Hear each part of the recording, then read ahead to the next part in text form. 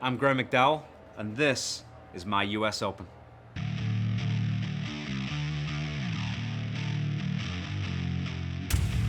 remember my caddy saying something to me on the Sunday morning in regards to the fact that Phil and Ernie and Tiger were right there with a few groups in front of us. He said to me, you're going to hear bombs going off today. Let's be prepared for those bombs because you're going to hear them. Stuff's going to happen out there, but just remember one thing, those bombs are probably pars. This is US Open Pebble. It's really tough out there, and they're probably not going to be birdies and eagles. So prepare yourself, and let's get our game plan and realize that no one's going to go out there and shoot 65 today.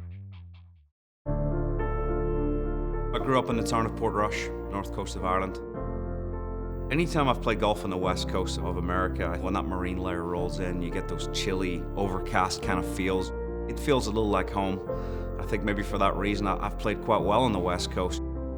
I'd struggled with the big stage a little bit at US Opens, but going into that US Open at Pebble, I was beginning to feel ready. I'd won the Welsh Open 2 weeks previous, so going into Pebble I was feeling very in control of my golf ball. Obviously had that winning feeling a little bit, and I was very confident, but I probably deep down didn't believe that a major championship was just around the corner. My caddy and I spent the day just being with our jaw dropped watching Dustin Johnson. I mean, it was the first time I'd played with him. I'd obviously heard about him, and I think he shot 66 that day. Still one of the best rounds maybe to this very day that I've ever seen. And I remember walking off the golf course that day thinking to myself, well, hey, we're playing for second right now. If this same guy shows up tomorrow. The shuttle ride from the range down to the first tee, my dad was with me, and I said, Dad, I didn't get you a Father's Day present. He said, hey son, don't worry about it, maybe go get me that trophy today. And he's crying and I'm trying not to cry, and I'm like, I got a pretty big day ahead. I'll try my best. I'm not sure I can deliver that present. One of my big concerns that week were the bunkers and the fescue areas that they had around the lips of the bunker. Wow. This is a terrible lie. I couldn't see it and I was right on top of it. I was standing on the back right edge of the green, but I could see DJ over there scratching his head. I knew he had a tough lie. And it was amazing just how quickly he got in there and tried to hit it left-handed and barely moved it. And then kind of went under his next, and it was just kind of like one of those surreal 20 seconds in golf where you're like, wow, this guy's really not taking any time to compose himself here at all. And obviously would go on to make triple, and I made my par, and things were starting to change already that day. I picked Dustin Johnson to win this championship, but right now I think this is the man that you got to watch out for. He's very collected. I parred the first 4 holes. I was starting to settle down a little bit after DJ had kind of gone through his drama, and this was a 7-iron. 7-iron here. Get up there. He's at the center of the green, should feed right. Graeme McDowell to get himself one clear of Ernie Els.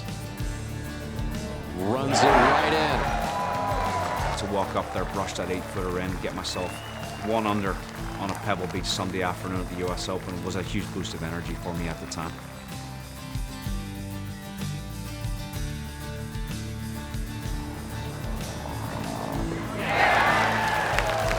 Yeah, that's what a champion does. If you can make putts downhill, blazing fast, saving par putts, you can win a major championship. Certainly the way I played the front 9 that day gave me confidence. I was very calm and very collected, and it gave me that sort of steadfastness that I needed to buckle down for the second 9 holes. I'd made bogey from the right semi on 9 with 9-iron in my hand. And then, middle of the fairway on 10, I've made bogey.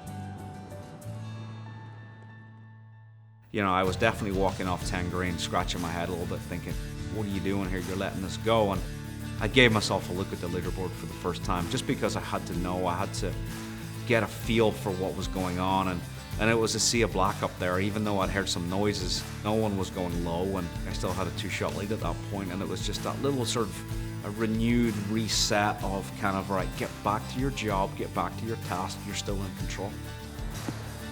That back 9, I just tried to get back into my zone again. That was a pretty nice little bunker shot, and left myself a little right-lefter here, 3 feet or something like that. And nice to clean those up, make a par.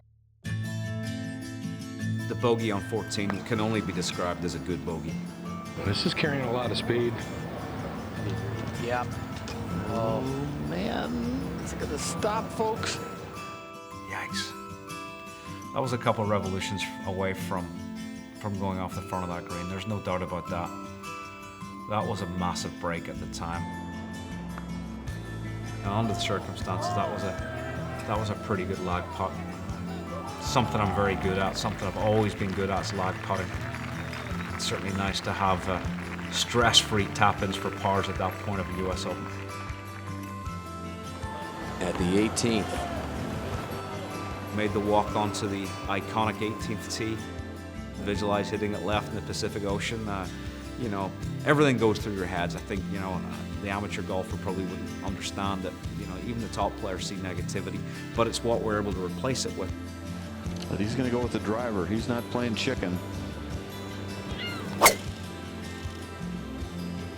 I managed to trust my swing and hit a pretty good drive under the circumstances. Hey guys, it's fun, right? I've always liked to kind of switch off between shots and have a bit of chat with people and fans and spectators and a camera if there's one close by. Happy Father's Day to all the dads out there. My dad's out there somewhere though. A little bit of nervous energy there. The third shot to 18, it's a shot I work very hard on to the point where I can just about hit it with my eyes closed. That's very nicely done. Perfectly done. 2 putts from there. I'd certainly walked off the links at Portrush many times in the dark and walking up onto the 18th green at Pebble with the sun setting and the duskiness starting to kind of kick in. It was a surreal atmosphere. My dad was waiting in the back and it was Father's Day and he introduced me to the sport. And here we are. Walking up there with every boy's dream, 30 feet to win a major championship, a US Open. I felt good enough to give my putter a kiss as well because I certainly realized that that was the stick that had won me this thing. And Graeme McDowell's dream has come true. He's a US Open champion at Pebble Beach. Definitely gave a little thanks up to somebody up above there, and here comes my dad. You're some kid! You're some kid!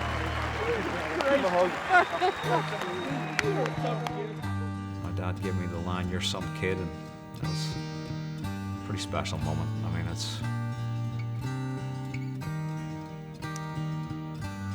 definitely brings a tear to the eye even today. Ernie in third and Tiger and Phil in fourth. You know, I beat the best on the biggest stage, and certainly something I look back very fondly on.